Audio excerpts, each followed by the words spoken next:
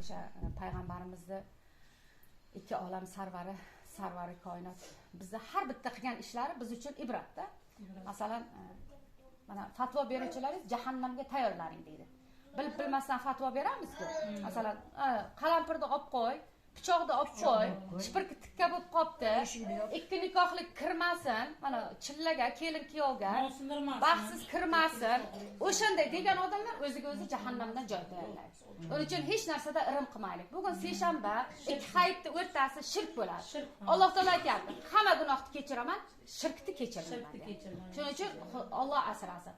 Talabul ilmu farizotun ala kulli muslimin va muslimot deydi. Ilmni talab qilish har bir mo'min musulmonga farz qilindi. Mana soatlab telefon qarshisida o'tiramiz. Bir ko'zli dajjol deydi. Endi kim bilsin, bir ko'zli dajjol chiqdi deydi. Alloh asrasin. Bunga soatlab o'tirgandan ko'ra soatlab kitob o'qisak, miyamiz mana shunday ochiladi. O'sha hech bo'lmasa bir 4 ta hadis yodlab qo'yaylik, Qur'ondan 4 ta harf yodlab qo'yaylik. Erta nomai amolimizga yoziladi. Inson o'tgandan keyin o'sha katta daftar keladi. Qiyomat kuni shunday, u bizning nomai amalimiz bo'ladi. Uni ichida hamma qilgan yaxshi, yomon amallarimiz yozilgan bo'ladi. Yana shunday joyi bo'ladi ekan, o'zimiz qilmagan savoblar yozilgan bo'ladi ekan. Hali Allohdan qo'rqar ekanmiz. Ey Robbim, mana bu savobni men qilmaganman desa, olaver, bu shohidaniki. Shohida seni g'iybat qiluvdi. Shohidani 20 yillik o'qigan namozini, tutgan ro'zasini, qilgan sadaqasini senga o'tkazdirib berdim dedi. Mana ikki kishi g'iybat qilib o'tiribmizmi? Uchinchi bir kishi kirib keldimi? Keyinchi demasin. Boshidan gapir demasin. Shunday kirib keldimi? To'xtanglar, birodarlar, nima qilyapsizlar? Mayli, adashish insonlarga xos kamchilik.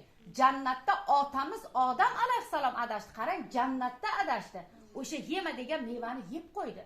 Bizga ham qilma degan ishni qilgan bo'lsak, uni o'tirib olib muhokama qilishga haqqimiz yo'q.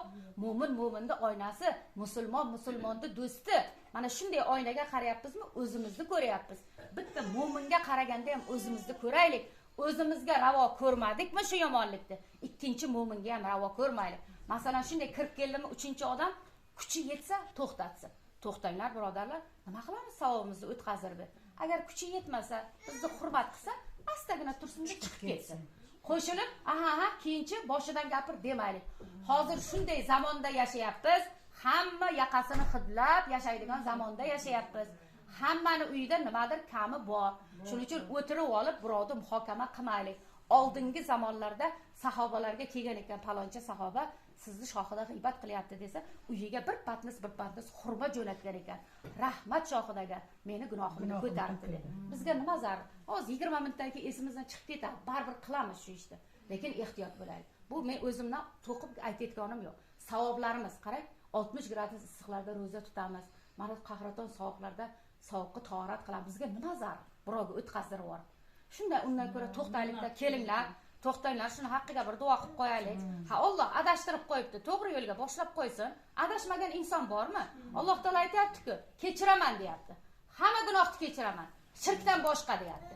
Shirk bu nima? O'sha boshqa narsalarga sig'inish, polchilarga borish, o'sha narsalarni qilmasak, Alloh taolo tavba qilsak, hamma gunohimizni kechiradi.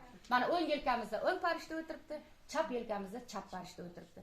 O'ng yelkamizdagi farishta yaxshi narsalarni yozyapti, chap yelkamizdagi farishta gunohlarimizni yozyapti. Yana qarang, shunday yaxshi sharoit bor ekanda, bir gunoh qilib qo'ysak, mana o'ng yelkamizdagi farishta bundan 6 soat iltimos qilib turadi ekan. Yozma, tavba qilar, yozma, tavba qilar. Shuning uchun og'zimiz bekor bo'ldimi?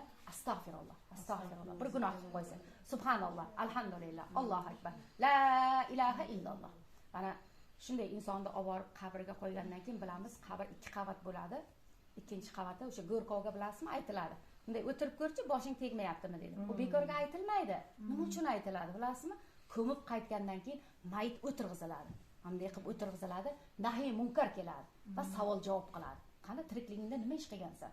Bunday qilganman, bunday qilganman. Gurzu bilan bir uradi, parchalanib ketamiz. Yana qayta teradi. Nima qilgansan? O'shanda bizga namozimiz bo'lsa, Ramazonda ro'za tutgan bo'lsak, ihsonimizni doim bergan bo'lsak, o'sha yana aytayaptiki, kimniki oxirgi so'zi la ilaha illalloh Muhammadur rasululloh, ashhadu an la ilaha illalloh va ashhadu anna Muhammadan abduhu va rasuluh deb o'lgan inson hech qanday savol javob qilinmaydi ekan. To'g'ri jannatga ketadi ekan. Endi ko'rganmiz, kimimizdir onamiz, otamiz, momamiz, bobomiz vafot etgan, har kimga nasib qilmaydi. O'sha xarillab qoladi yoki har xil gapni gapirib qoladi. Shuning uchun og'zimiz bekor bo'ldimi, bilsang yaxshi gapni gapirgin deydi. Bilmasang sukut saqlab, mana Alloh taolo qo'limizni tasbih qilib qo'yibdi. Agar chin tasbihimiz bo'lmasa, Alloh taolo qo'limizni tasbih qilib qo'yibdi. Bu charchog'i yo'q ibodat bo'ladi.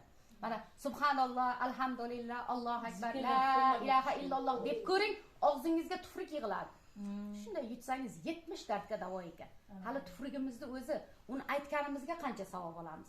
Shuning uchun Alloh taolo eshitganlarimizga amal qiluvchilar qatoriga qo'shishni nasib etsin.